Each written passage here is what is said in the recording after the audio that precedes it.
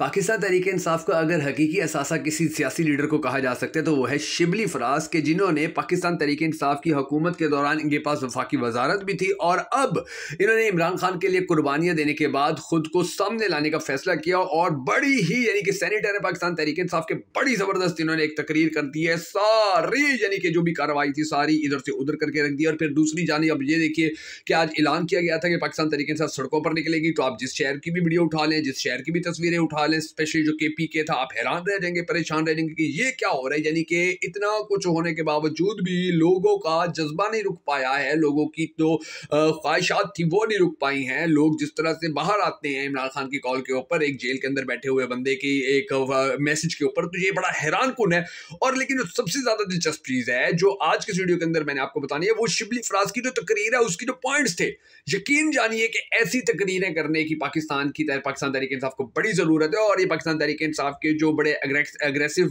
Leader कर रहे हैं जाके शिबली फराज से ट्यूशन लें तकरीर करने की, क्योंकि जो शिबली फराज है उन्होंने बड़ी जबरदस्त काम की बातें की और बड़ी उनके ऊपर सोचा जाना चाहिए, उनके ऊपर बड़ा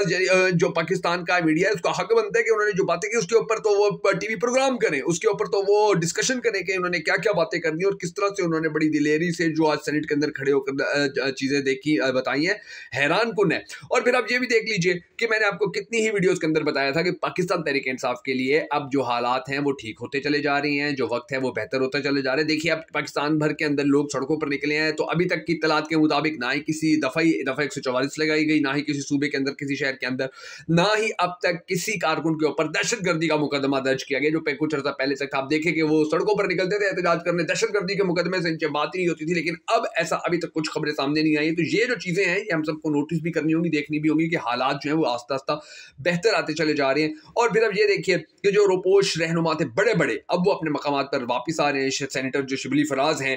वो सेनेट में लीडर ऑफ अपोजिशन हैं, अब वो आए हुए हैं और उन्होंने जो तकरीर की है वो भी पूरी पाकिस्तानी कौम जो है वो आप देखें कि कैसे, यानी कि अब अंदाजा लगा लीजिए कि जितने भी वाकयात हुए, यानी कि जितना भी कुछ आज तक किया गया है, शिबली फराज ने कहा है कि जो भी पाकिस्तान तहरीक इंसाफ के साथ किया गया है उनके उन सारे मामलात के अंदर जो इमरान खान थे वो बड़े साबित कदम रहे। उन्होंने कहा कि मैं सलाम पेश करता हूं इमरान खान को कि जो कानून की हुक्मरानी के लिए, कौम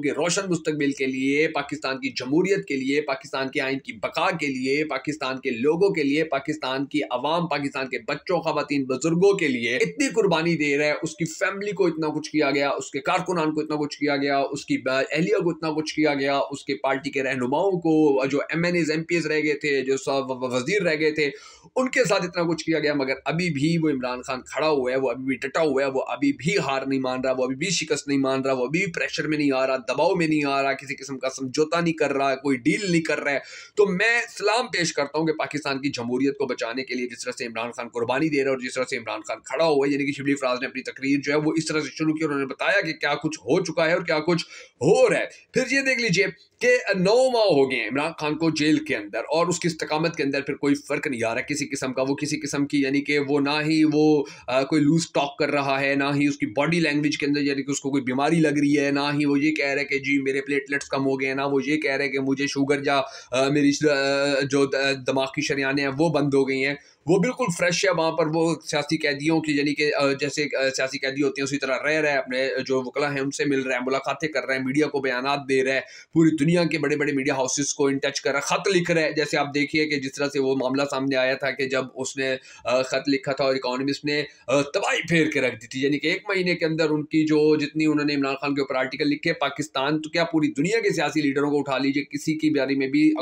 इकोनॉमिक्स ने, टाइम्स मैगजीन ने इतना कुछ नहीं लिखा था जितना इमरान खान के बारे में लिख दिया। अब ये सारी बातें जो हैं ये फिर आप देखिए कि अभी भी उन्होंने कहा कि सियासी कैदी जो हैं पाकिस्तान के अंदर, जितने इमरान खान के सियासी कैदी पड़े और किसी के भी नहीं पड़े, और माजी के अंदर भी ऐसा कोई हमें मिसाल नहीं मिलती है कि इतनी बड़ी तादाद के अंदर खवातीन, नौजवान, साबिक मेंबरान असम्बली सभी निशाने के ऊपर सारे सियासी कैदी हैं, घरों से भागे हुए हैं, घरों से निकले हुए हैं, छुपे हुए हैं। और फिर पिछले 2 साल में जो कुछ हो चुका है वो कभी फरामोश नहीं किया जा सकेगा, वो कभी भुलाया नहीं जा सकेगा। हमने वो यानी कि उन्होंने शिबली फराज ने कहा कि हमने अपनी हुकूमत केपी की हुकूमत खत्म कर दी, हमने अपनी पंजाब की हुकूमत जो हमारी सूबाई हुकूमत थी वो हमने खत्म कर दी, और हमने कहा कि जी क्योंकि उसके बाद डेफिनेटली 90 दिन के अंदर इलेक्शन होना था हर सूरत, तो 90 दिन के अंदर इलेक्शन करवाने का जो हमारा मुतालबा था वो उस वक्त तक पूरा नहीं हुआ, उसको उस वक्त तक लटकाया गया कि जब तक जो सुप्रीम कोर्ट है उसका फैसला नहीं आ गया, सुप्रीम कोर्ट ने जब तक सख्ती नहीं की, सुप्रीम कोर्ट ने जब तक जो इलेक्शन था वो करवाने का ऐलान नहीं किया, तो उस वक्त तक इलेक्शन को डिले किया गया जानबूझ के, उस वक्त तक रुकवाया जाता रहा और 90 दिन के अंदर जो इलेक्शन करवाने का हमारा मुतालबा था वो 90 दिन से कई दिन आगे चला गया। फिर उसके बाद जिस किस्म का इलेक्शन करवाने के लिए तैयारियां की गई, फिर जो निगरान हुकूमत बनाई गई जिसने जुल्म के सारे पहाड़ तोड़ दिए, उसके बाद फिर निगरान हुकूमत इतने लंबे अरसे तक, यानी कि एक ऐसी हुकूमत की जिसका काम यही था कि उसने 90 दिन के अंदर इलेक्शन करवाने हैं, वो इतनी लंबी की गई कि पाकिस्तान की तारीख में फिर उसकी मिसाल भी नहीं मिलती थी। फिर आप ये देखिए कि जब आइन मुसलसल इस तरह से आइन को तोड़ा जाएगा, जब सुप्रीम कोर्ट में जाकर इलेक्शन करवाए जाएंगे, जब हमें हमारे सियासी जो इंतखाबी निशान था उससे महरूम कर दिया जाएगा, और फिर जो इंतखाबी निशान दिए जाएंगे वो बड़े मज़ा का खेज। अब अंदाज़ा लगा लीजिए ना कि किसी को कद्दू दिया गया, किसी को शलजम दिया गया, किसी को टमाटर दिया गया, और यही सब कुछ किया गया था, किसी को बैंगन दिया गया। इतने मुज़क्का खेज बयान जो जितने भी निशान थे वो दिए गए कि जो पाकिस्तानी अवाम, देखिए एक तो पहले ही पाकिस्तान की जो अवाम है वो कम पढ़ी लिखी है, उनको इलेक्शन के अंदर एक एक चीज़ समझानी पड़ती है, इलेक्शन डे के ऊपर उनको एक एक चीज़ समझानी पड़ती है, बार बार बतानी पड़ती है कि आपने ये करना है, आपने इस तरह करना है, आपने इस तरह से करना है।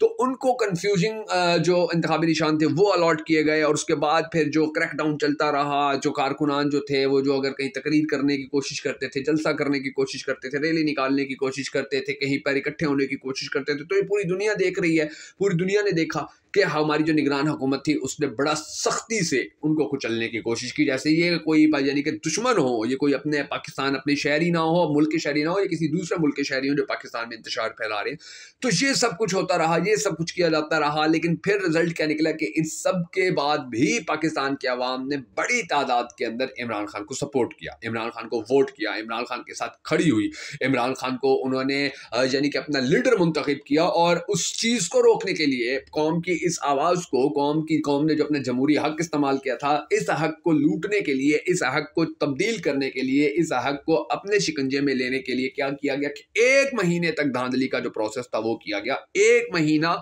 इलेक्शन कमीशन जो था वो अपनी वेबसाइट के ऊपर इलेक्शन की जो रिजल्ट्स हैं वो ही अनाउंस नहीं कर सका था, वो ही वहां पर नहीं लगा सका था। एक बार लगाने की कोशिश की गई तो लोगों ने 1 मिनट के अंदर धांधली पकड़ ली, फिर इलेक्शन वो जो फॉर्म 45 थे वो डिलीट कर दिए गए। तो ये जो फॉर्म 45 से फॉर्म 47 तक का जो सफर था, और इस सफर के अंदर जो चीजें की गई थी, तो उसके बावजूद भी आप देखिए कि पाकिस्तान तहरीक इंसाफ आज खड़ी है, आज हम सेनेट के अंदर हैं, हम तकरीर कर रहे हैं, हम अपने हक के लिए बात कर रहे हैं, हमें जो आज़ादी है वो दे दी गई है। तो जो सियासी पार्टियां होती हैं उनको कभी भी ताकत के जरिए ख़त्म नहीं किया जा सकता, रोका नहीं जा सकता, उनका नामो निशान नहीं ख़त्म किया जा सकता। ये कोशिश जो पाकिस्तान के अंदर की गई है, या माजी के अंदर जुल्फ़िकार अली भुट्टो को जिस तरह से निशाना बनाया गया और कोशिश की गई थी, तो ये कोशिशें कभी कामयाब नहीं होती हैं। वो करने वाले, करवाने वाले पता नहीं वो अपनी कब्रों में चले गए हैं, हमारे बाद हम भी चले जाएंगे, हमारे बाद आने वाले और भी बहुत सारे ऐसे होंगे जो चले जाएंगे, मगर जो तारीख लिखी जाती है वो तारीख कभी नहीं छुपती है। ना तारीख भुलाई जा सकती है, ना तारीख छुपाई जा सकती है, ना आवाम की आंखों पे आप पट्टी बांधी जा सकती है, ना ही आवाम को बेवकूफ़ बनाया जा सकता है, ना ही आवाम को ला इल्म रखा जा सकता है, ना ही आवाम के आगे झूठ फैलाया जा सकता है।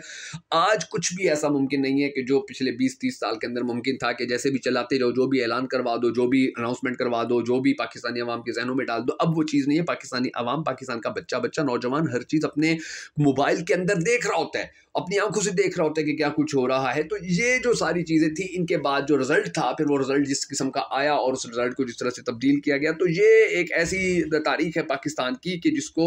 आने वाले वक्त के अंदर जब लिखा जाएगा तो वाज़ेह तौर पर बताया जाएगा कि कौन हक के ऊपर खड़ा था और कौन बातिल के ऊपर खड़ा था, किसको अवाम ने वोट दिया था और उसको हुकूमत दी गई थी, और वो हुकूमतें कैसे तब्दील की गई। शिबली फराज ने ये सारी बातें की। फिर उन्होंने कहा कि जो ज़िमनी इलेक्शन था उससे पहले फिर जो